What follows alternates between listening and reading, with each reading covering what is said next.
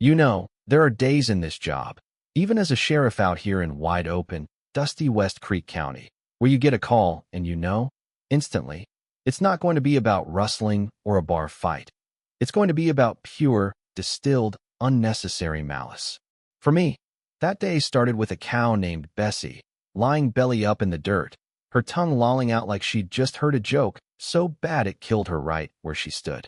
I'm Sheriff Wade Colburn, and as I stood over her on my own land, the sun beating down like a hammer, my jaw was tight as the rusted barbed wire fence nearby. And right then, I knew two things. One, Bessie hadn't died of natural causes, not in this heat. And two, somebody, some absolute fool, had drained every last drop of water from my two main livestock tanks, deliberately, in the middle of a godforsaken, record-breaking drought. It took me maybe 5 seconds to spot the clue. Taped right to the fence post, flapping like a bright pink, passive-aggressive signal flag in the miserable wind, was a flyer. Willow Creek Estates Homeowners Collective, water usage infraction, compliance rectified. I didn't need to read any further, didn't need to consult the fine print. I knew exactly who was behind this petty, dangerous, and utterly criminal stunt. And Lord help the woman who ordered it, because she didn't know she had just declared a full-scale, property rights war on the sheriff of West Creek County. I didn't shout, I didn't kick the dust, nothing theatrical. I just let out a slow, deep breath, my eyes tracking the dry, cracked mud at the bottom of the tanks, looking like the earth itself was ashamed.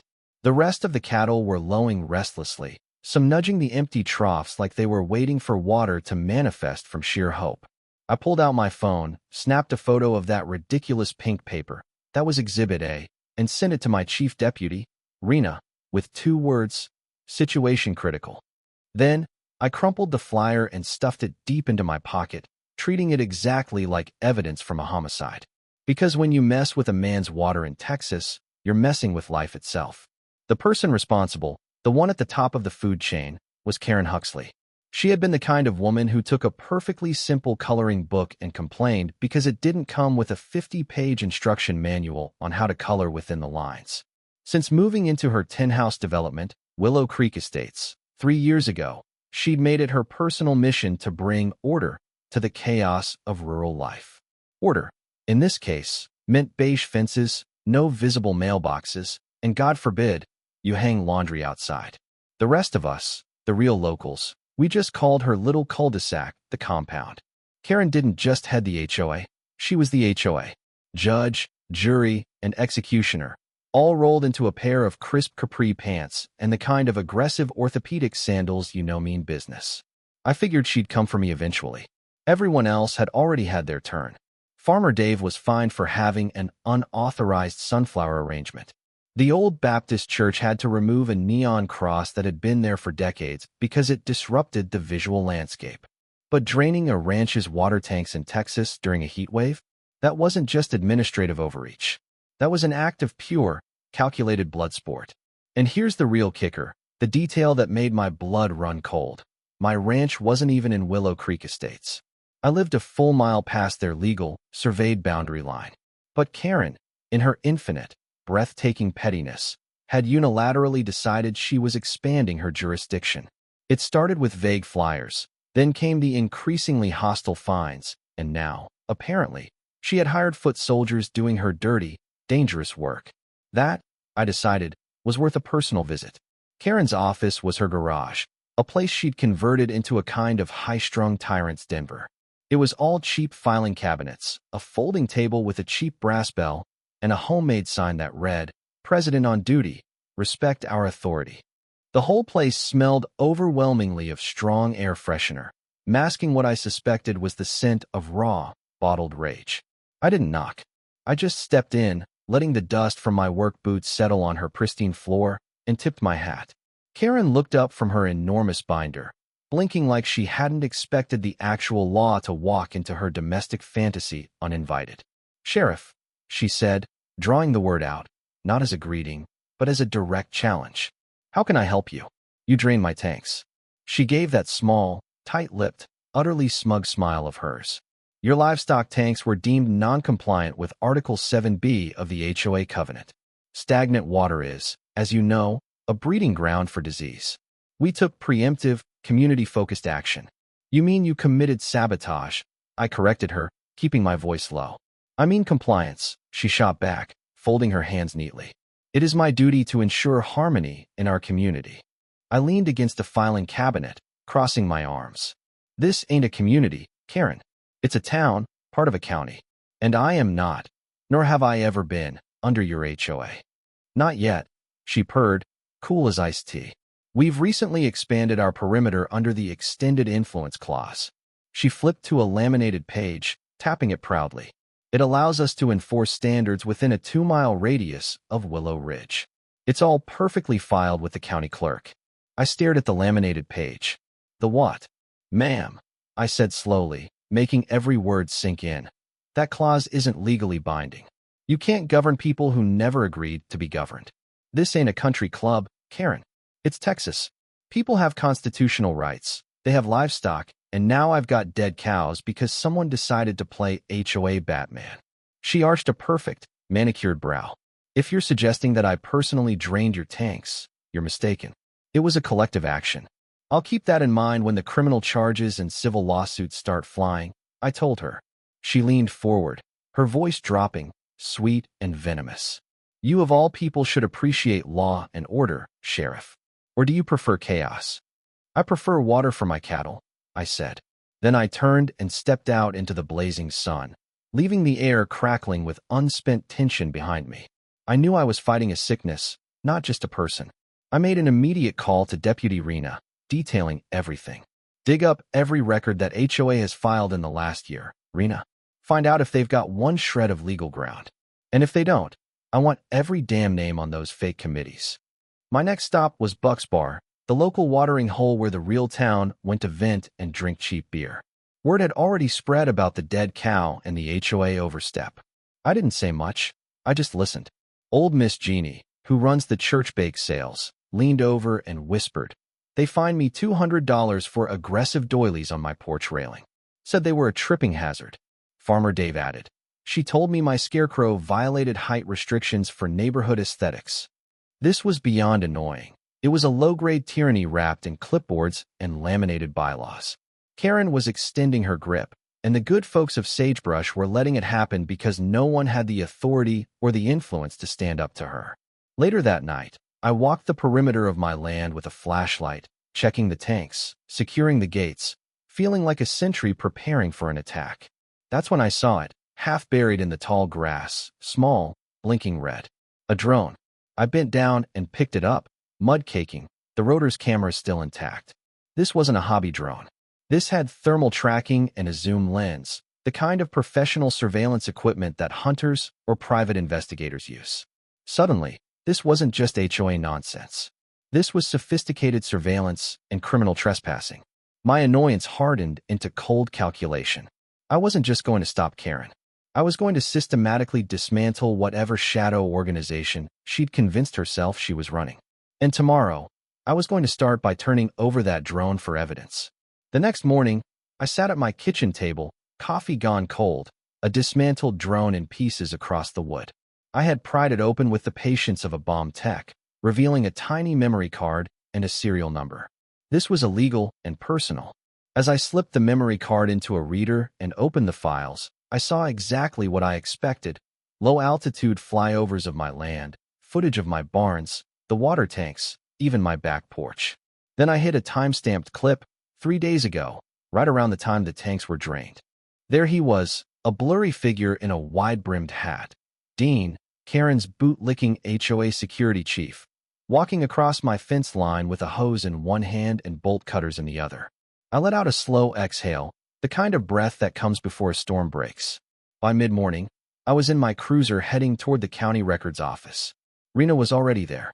She looked up from a stack of manila folders with a grim smile. Found some weird stuff, Sheriff, she said. Karen registered Willow Ridge HOA as a nonprofit, but she's been running it like a private cash business, charging dues, issuing fines, collecting property improvement fees without any county board approval. And check this out. She's filed new boundary maps showing the HOA covers an extra 3 square miles. But the maps aren't stamped by any official surveyor. I took the files and skimmed them. So, she forged the expansion. Looks that way, Rena confirmed. And nobody caught it because no one cared. Until now. Now we care, I said, closing the file, my jaw tight. Now we care a lot. As we drove back into town, every stretch of road felt more like occupied territory than open country. In the weeks since the tank incident, the stories of Karen's tyranny had multiplied like fire ants. A single mom got fined for hanging Christmas lights in October. An elderly couple received a threat of a lien over their wind chimes. And then there was Harley Blevins, a grizzled Vietnam vet, who had his American flag removed from his porch. I stopped by Harley's place first. The old man stood on his porch, flag in hand, the veins bulging in his neck with quiet fury. They came at night, Wade, he said, his voice shaking. I put it back up the next morning, and they left me a fine taped to my truck for unregistered political display. That woman's drunk on power.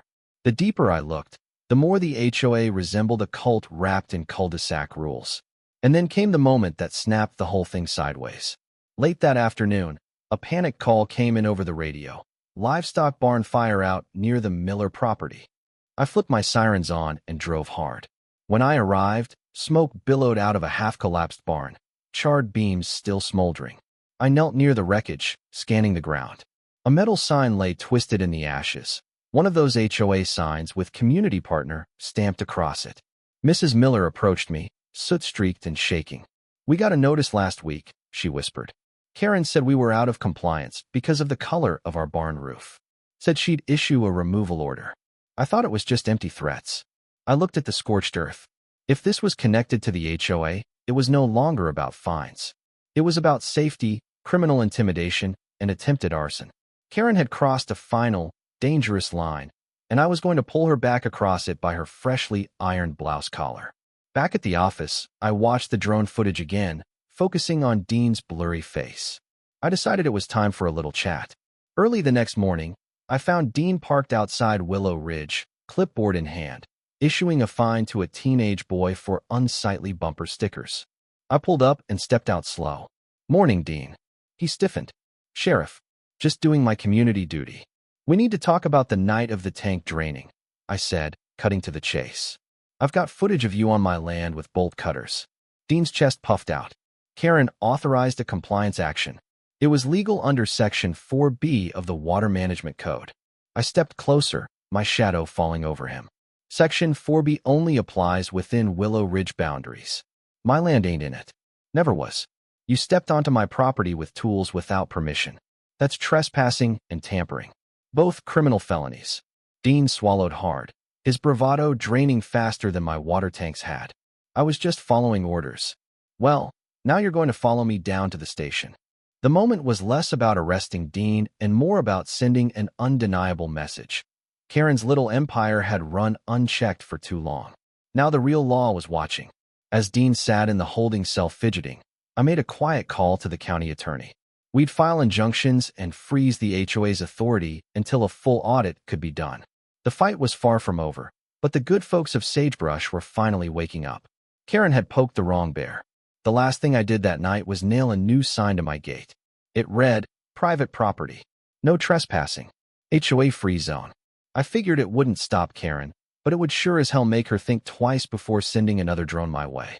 I didn't sleep that night, not because of fear, but because of a slow-burning, righteous rage that starts low in the gut and climbs like a fuse. I watched the trees shift in the breeze and replayed the whole sequence. The drone, the fire, Dean in his cell, Karen treating my county like her personal chessboard. I wasn't just going to stop her power play. I was going to pull it apart, brick by bureaucratic brick. By morning, I had a plan, but I needed the smoking gun. So I paid a visit to Miss Jeannie Cole, the former IRS fraud investigator and the town's reigning queen of casserole competitions. I brought donuts, which, in this county, buys you 2 hours of full cooperation. And Jeannie pulled out the HOA records she'd been quietly collecting ever since Karen fined her $300 for excessive garden gnomery. What she showed me was the key. Karen had created multiple subcommittees with ridiculous names: beautification review, tactical zoning, property compliance security, each with its own fee structure. Fines were stacked like pancakes. Late fees on top of violation fees on top of community disruption charges. And the real fraud? Every single payment went into a private bank account that only Karen and one other person, Trent Hollis, the HOA's emergency preparedness officer, had access to. This isn't neighborhood governance, Wade, Jeannie said, adjusting her glasses. This is organized extortion under the thin disguise of civic duty. My next stop was the courthouse to file for a records injunction and a forensic audit. The county clerk was surprised but compliant. Even she had received one of Karen's pink flyers for improper window tint. By the time I left, the clock was ticking loud and clear on Karen's entire empire. But Karen wasn't going down without a fight. That afternoon, I received a thick envelope with a gold sticker seal. Inside was a formal cease and desist letter from the HOA's Legal Oversight Board, accusing me of harassment and unauthorized drone recovery. I read it 3 times before letting out a rare, barking laugh. It was theatrical and heavy, but had no legal teeth. Still, it meant one thing. Karen was cornered, and cornered people make mistakes. Later that week, I hosted a town hall at the community center. It was neighbor business, not official. Folks came out in droves, farmers, mothers, retired vets. The place buzzed with nervous energy. I stood in front of them all and spoke not like a sheriff, but like a wronged rancher. I laid out the truth. The HOA had overstepped, legally, financially, morally. I explained the drone, the fraudulent maps, the near arson, and finally, the corrupt ledger Miss Jeannie had compiled. She's not the law, I said, my voice low and steady. She never was. But she acted like she was because no one pushed back. That ends now. The silence in the room was absolute. Then came the applause. And then, right on cue, the doors slammed open. Karen marched in with all the grace of a cruise ship captain who just spotted an iceberg. Behind her were her loyal trio, Dean, out on bail, Trent, clutching his clipboard, and Pam, the gossip blogger turned HOA secretary. Karen wore a suit the color of wet cement and an expression to match. "This is a disruption of sanctioned HOA procedure," she yelled, holding up her own binder. "You're inciting rebellion." "You're not a government, Karen," I replied, perfectly calm. "You're a glorified neighborhood club with delusions of grandeur." "You'll regret this," she shrieked. "I already regret not dealing with you sooner." The crowd erupted, not into chaos, but into laughter and clapping, the sound of puppet strings being cut. Karen turned red, then purple, then pale. In a final act of absolute desperation, she slapped a pink citation on the podium and declared me in violation of the HOA for community defamation. I didn't even blink. "Ma'am," I said, picking up the flimsy piece of paper, "you are currently under investigation for financial misconduct, illegal surveillance, and fraud. I'm going to hold on to this flyer as evidence, and you might want to find yourself a real lawyer." Karen stormed out, her footfalls echoing like a broken metronome. Trent followed, but not before I handed him a subpoena with his name on it. Dean and Pam slipped out sideways. Afterward, Miss Jeannie brought me a plate of lemon bars. "Well, Sheriff," she said, twinkling, "I think you just fired the first cannon. Now comes the siege." I nodded. The storm didn't roll in with thunder. It came in slow and deliberate. I stood outside the courthouse in full uniform, boots polished, badge gleaming. This morning was the day we took it all down. Rena joined me with a file folder so thick it looked like it had weight just from being morally right. The audit had come back. Misused funds, false statements, coercion. Karen and her cronies had created fake contractor companies and billed them to the HOA. Money that circled right back to them. "Time to go fishing," I said. We started with Trent. He was easy, caught at the feed store buying tactical flashlights. He sputtered about sovereign citizen rights, but Rena cuffed him while he was still quoting a YouTube video. Next was Pam. She tried to delete her hard drive when she saw us coming, muttering that cancel culture had finally come for HOA administrators. I laid the charges out, and she broke down, realizing this wasn't a slap on the wrist. Dean turned himself in, bringing a box of muffins. I took the muffins, gave them to Jeannie, and booked him. "Did you ever actually believe in all this?" I asked him before locking the door. He just shrugged. "Honestly, I just liked having a badge." Then there was only Karen. She wasn't home, but my gut told me she wouldn't run. She was built for confrontation. That afternoon, word got out that Karen had barricaded herself inside the Willow Ridge office, her garage, now fortified with folding chairs and flower pots. She had declared it a temporary independent civic enclave. I drove out alone. When I arrived, Karen was standing on her driveway with a megaphone, wearing a sash that said Founder. "This is an unlawful siege of a registered domestic governing body," she shouted. I held up the arrest warrant. "Karen Huxley, you are hereby charged with felony fraud, illegal expansion of governance boundaries, surveillance without a warrant, tampering with private property, and misappropriation of community funds." "You can't arrest a sitting HOA president," she snapped. "You're not sitting," I said. "You're standing in a driveway shouting at a sheriff. You can call the governor, you can call Oprah if you want. You're still coming with me." When she refused, I walked past the barricade, stepping over an overturned planter, and simply put my hand on her shoulder. She froze. I didn't shout, didn't tighten my grip. I just looked her in the eyes and said, "It's over." Something shifted in her then. All the control, all the threats, all the rules vanished in that moment. She didn't resist as I led her to the cruiser. Later that night, Sagebrush felt different, lighter. The fear was gone. I sat on my porch, boots up, a cold drink in hand, and a piece of peach cobbler. The wind wasn't hot and angry anymore. It was the kind of air that felt like a reset. Rena called. "All booked, boss. Karen's already trying to file an appeal from lockup. Claimed we violated her HOA Miranda rights." I chuckled. "Is that before or after she tried to declare secession?" "Both." After the call ended, I stood and walked out to my gate. I looked at the sign I'd put up weeks ago, HOA Free Zone. It had started as a joke, a line in the dirt. Now, it was the new rule. The town would rebuild, fences would be mended, water tanks would stay full, and no one would get fined for a wind chime again. Sagebrush had gotten its spine back. And somewhere, Bessie the cow was probably smiling in cattle heaven, knowing her death hadn't been entirely in vain. So, that's how a dead cow, a drone, and a pink flyer brought down a tyranny built on beige paint and fraudulent bylaws.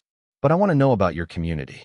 What is the most ridiculous, power-hungry, or borderline illegal thing an HOA or a petty neighbor has ever tried to pull in your town? Have you ever had to draw a line in the sand like this, legally or personally? Drop your stories, your wildest HOA nightmares, or your own victory tales in the comments below. I want to read every single one of them. And if this story about standing up to the bully resonated with you, hit that like button and subscribe. It helps tell the algorithm that a little bit of Wild West law, when applied correctly, still matters in this country.